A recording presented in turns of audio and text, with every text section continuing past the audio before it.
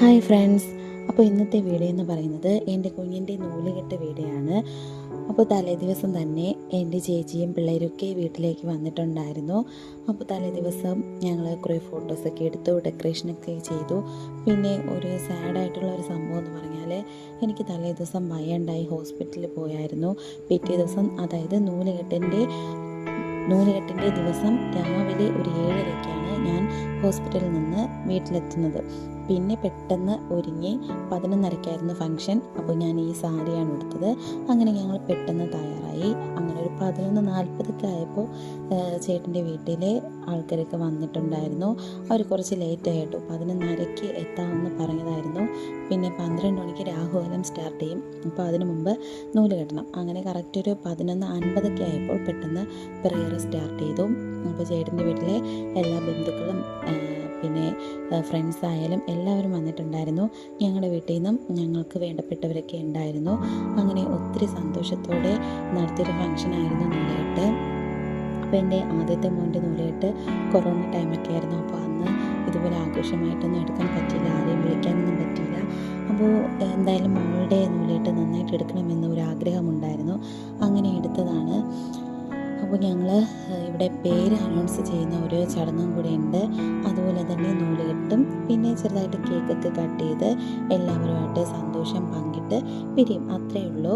അങ്ങനെ ഇതൊരു വലിയ ആചാരമോ ചടങ്ങോട്ടോ അങ്ങനെയൊന്നുമല്ല, ഞങ്ങളുടെ ഒരു സന്തോഷം. അങ്ങനെ ഞങ്ങളിതാ നൂല് കെട്ടി. ചേട്ടനാണ് നൂല് കെട്ടിയത്. പിന്നെ ചേട്ടനൊരു ഗോൾഡിൻ്റെ മാലയും പിന്നെ കരിവളയും അതൊക്കെ ഇട്ട് കൊടുത്തു. പിന്നെ അമ്മയാണ് അരഞ്ഞാണം ഇട്ടത്. അമ്മയും പപ്പയും കൂടെ അരഞ്ഞാണം കൊലുസ് വാങ്ങിയിട്ടുണ്ടായിരുന്നു. അപ്പോൾ അത് രണ്ടും അമ്മ തന്നെയാണ് ഇട്ടത്. പിന്നെ ബാക്കി എല്ലാ ബന്ധുക്കളും സുഹൃത്തുക്കളൊക്കെ വാവയ്ക്ക് ഒരുപാട് ഗിഫ്റ്റൊക്കെ സമ്മാനിച്ചു കേട്ടോ. അപ്പോൾ ഒത്തിരി സന്തോഷമുള്ളൊരു ദിവസം തന്നെയായിരുന്നു. അങ്ങനെ ഇതാ വാവയെ കാണാനായിട്ട് എല്ലാവരും സന്തോഷത്തോടു കൂടി എത്തിയിട്ടുണ്ട്. അപ്പോൾ വാവയ്ക്ക് ഡ്രസ്സും കുഞ്ഞുടുപ്പും അങ്ങനെയൊക്കെ ഒരുപാട് ഗിഫ്റ്റൊക്കെ കിട്ടി കേട്ടോ. എൻ്റെ വീട്ടിൽ വെച്ചാണ് ഫംഗ്ഷൻ നടത്തുന്നത്. അപ്പോൾ ഞങ്ങൾ ഹാളിൽ തന്നെയാണ് ചെറുതായിട്ട് ഡെക്കറേഷനൊക്കെ ചെയ്തത്. അപ്പോൾ പിന്നെ ഒരു സങ്കടം എന്ന് പറയുന്നത്, എനിക്ക് വയ്യാതെ ആയതാണ് തലേ ദിവസം.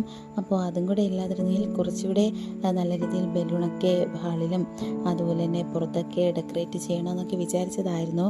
പക്ഷെ അതൊന്നും നടന്നില്ല. അതങ്ങനെയാണല്ലോ, എന്തെങ്കിലും സന്തോഷമുള്ള ഒരു ദിവസം അല്ലെങ്കിൽ സന്തോഷിക്കാൻ കാരണമാകുന്ന ഒരു ദിവസം എന്തെങ്കിലും ഒരു ദുഃഖകരമായിട്ടുള്ള സംഭവം സംഭവിക്കും. അതങ്ങനെയാണ് എൻ്റെ ലൈഫിൽ പ്രത്യേകിച്ച് അങ്ങനെയൊക്കെ നടക്കാറുണ്ട് കേട്ടോ. അതുകൊണ്ട് എനിക്ക് വലിയ അതിശയമൊന്നുമില്ല. അങ്ങനെ നൂലുകെട്ട് ഇതൊക്കെ കഴിഞ്ഞു. പുറത്ത് ഒരുപാട് ആൾക്കാരൊക്കെ ഉണ്ടായിരുന്നു കേട്ടോ. ആണുങ്ങളൊന്നും അകത്ത് കയറിയിട്ടില്ല, പെണ്ണുങ്ങൾ മാത്രമാണ് അകത്തുണ്ടായിരുന്നത്. പിന്നെ ഇതെൻ്റെ ചേച്ചിയാണ്. ഞങ്ങൾ കുറേ ഫോട്ടോസൊക്കെ എടുത്തു, ഒരുപാട് ഫോട്ടോസൊക്കെ എടുത്തു കേട്ടോ. പിന്നെ ഇത് നൂലുകെട്ടിൻ്റെ കുറച്ച് ഫോട്ടോസാണ്. അപ്പോൾ ആൽബിയും ഞാനും എൻ്റെ കുഞ്ഞും ചേട്ടനൊക്കെ ഏകദേശം മാച്ചായിട്ടുള്ള ഡ്രസ്സാണ് സെലക്ട് ചെയ്തത്. അത് ഒരുപോലത്തെ കളർ കിട്ടാൻ ഒരുപാട് കഷ്ടപ്പെട്ടു കേട്ടോ.